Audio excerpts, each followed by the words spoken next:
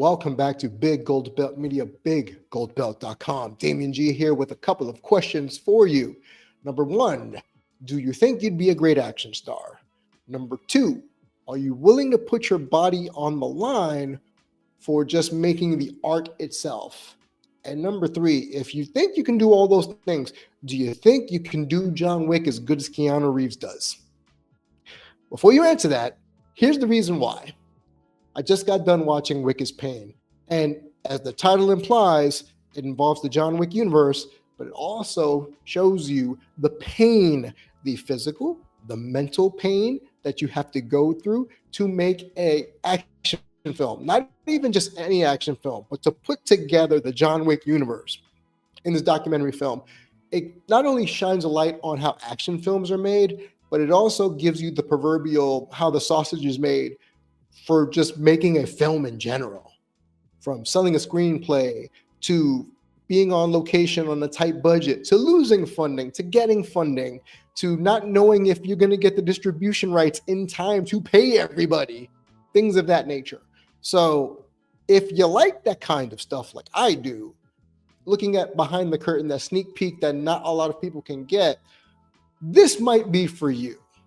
So it's a documentary film and it goes in phases, right? It starts off of the inception of the John Wick universe, going back to John Wick 1. Yes, the puppy.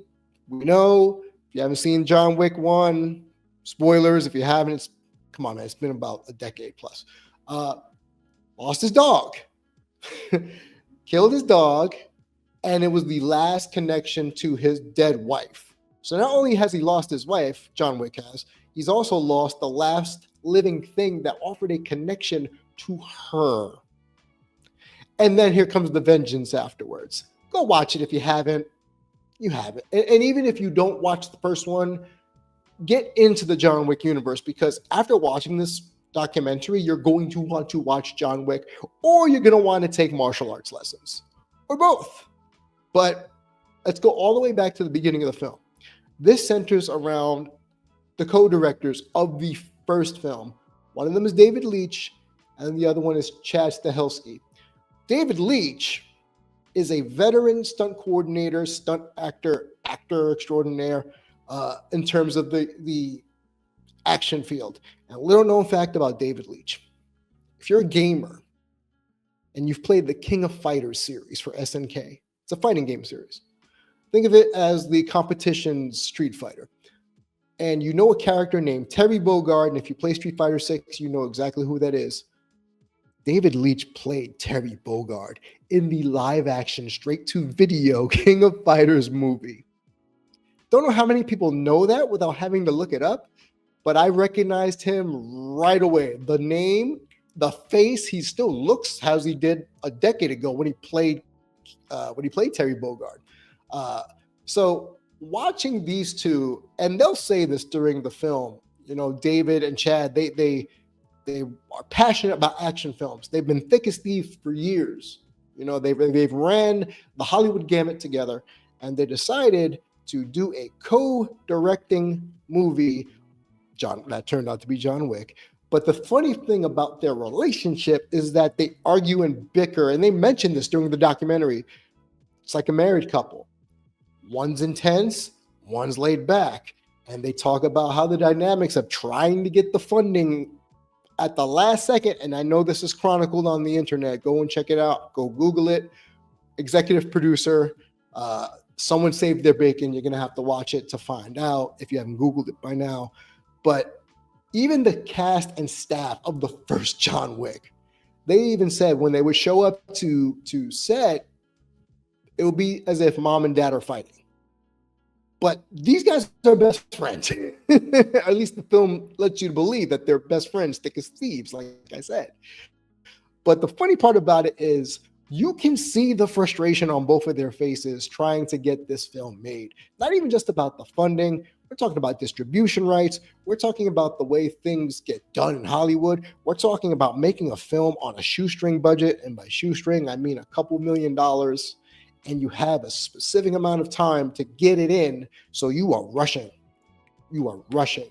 That's one thing, getting that film made. So you get to see how the portrayal of that is between the two of them, and I liked it. I'm not gonna lie. As much as I've enjoyed David Leitch and his action film performances, aside from Terry Bogard, it was just fun to see how they conceptualized John Wick and how bringing Keanu into this and the process Keanu had to go to get into the physical shape of John Wick.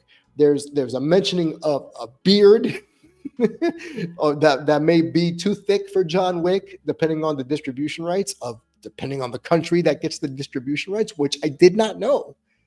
Separate distribution rights that you pay for overseas versus America. And as you watch the documentary, you see that the US release was really in jeopardy and the reasons why it was in jeopardy. But you also see, as I said, Keanu going through the process, the rigorous process of trying to become the action star we remember him as during The Matrix. And that's brought up, where after The Matrix, he didn't really want to make any action films. But just like in John Wick 1, he wanted to say, I'm thinking I'm back.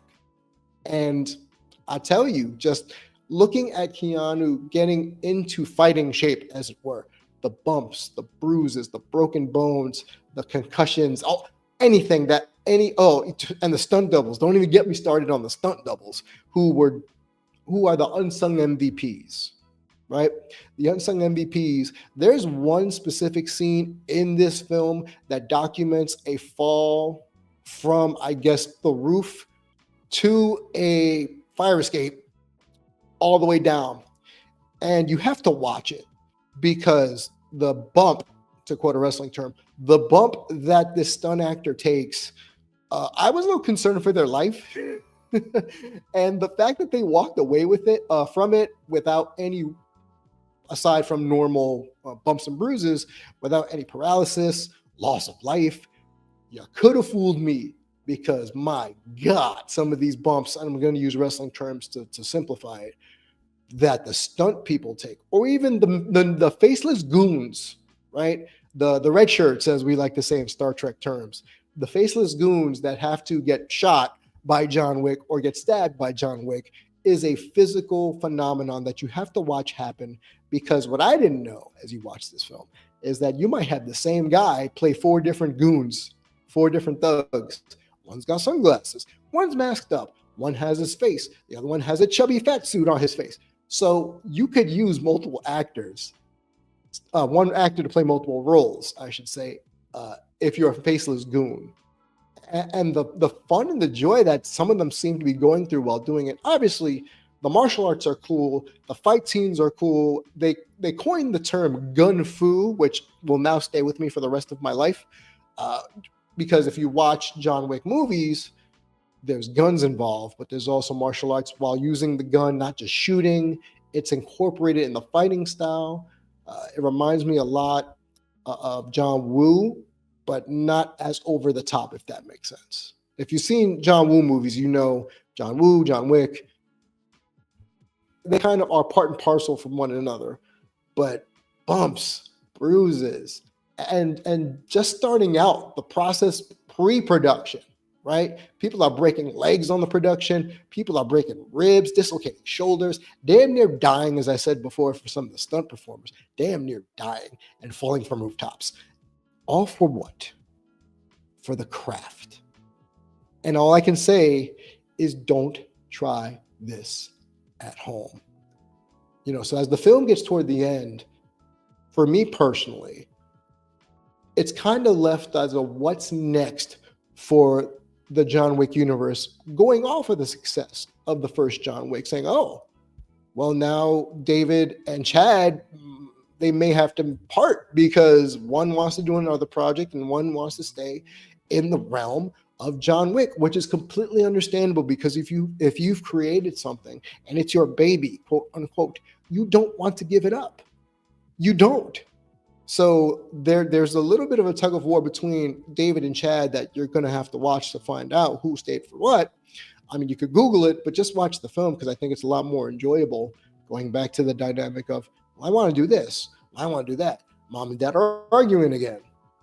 And then that plays out in some of the action scenes as well, because you're incorporating two different visions, which I found fascinating.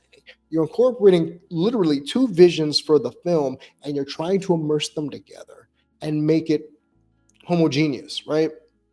And it's not as easy as it's like, oh, well, I'll make concessions here. Because no, you're going to fight for your baby. You're going to fight for the stuff that you want to put in the film. And as we get toward the middle and end parts of the film, we start to see the what's next for the John Wick franchise. Okay, he avenged his dog and his dead wife in a way. What's next? Then there's the high table. There's throwing these new wrinkles into the universe, which when you hear them talk about it, it reminds me of a kid building Legos, and then midway building one of the really supreme Legos says, you know what? Let me put this umbrella on top of it, just to be random.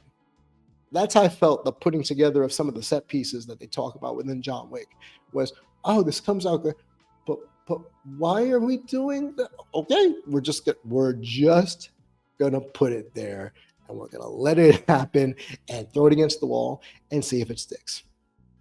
So Keanu is in this film. Keanu is in full Keanu mode. He's laid back, almost a little too laid back, if you get what I'm saying, but he gives his thoughts on, I was in, and the fighting and the choreography, and it was so great to do it, and I'm a perfectionist, and I understand that. The need to get it just right in order for us to move on. So in terms of being the character of John Wick, he stays in it, he trains like it, and it's really difficult for someone like him. And it's shown during the film where they do the dog scene in the first one. Go watch it. It's heartbreaking. But to watch Keanu Reeves literally be a thespian while holding this dog, no dogs were harmed in the making of this film, and seeing him emote. And they referenced that they had multiple takes of this. And Keanu kept getting into character and more attached to this dog that wasn't even alive. It's almost like a broken animatronic. But watching him talk about it, watching the directors talk about it, it goes to show that not everybody can be an actor, right? Not just an action star, just an actor, period. To be able to emote something that might seem minuscule, but when you think about it in the grand scheme of things, like losing a loved one, losing a pet, to a violent way, let's just say that, you're going to be a little unhinged. You're going to break down. You're going to go through the stages of grief. And in that small snippet that we see them doing the shot over and over again, Keanu was able to emote in a way that I felt for the dog that wasn't even there. And I've seen the movies and I know what happens, but even still, I'm thinking to myself, yeah, John, go kill them all. They deserve it. They deserve it because they're bad guys. And then some of the set pieces, beautiful. Some of the choreography is great, but they talked about fights in the club, and there was like a rave party going on. There's talk about a New York City street where they had to get an actual garbage truck from a sanitation worker. Random. By the way, I hope that guy did not lose his job, because I think it cost $200 for them to rent, for the team to rent out this garbage truck for like 5 minutes, just because they wanted to make an authentic New York piece of it all. So what's more New York than garbage sometimes, right? As a native New Yorker, I understand this. But overall, like, if you like action films, this will be for you. If you like documentaries, this will be for you too. But if you like intricacies of filmmaking, this is definitely for you. But if you want to see a film from its inception to the creation, to the end, to the aftermath, and again, this is good for just films, seeing how films get made, let alone action films. This movie is for you. And I will tell you right now, 9 out of 10 on the Damien scale. Go watch this now. Wick is pain. Go watch it.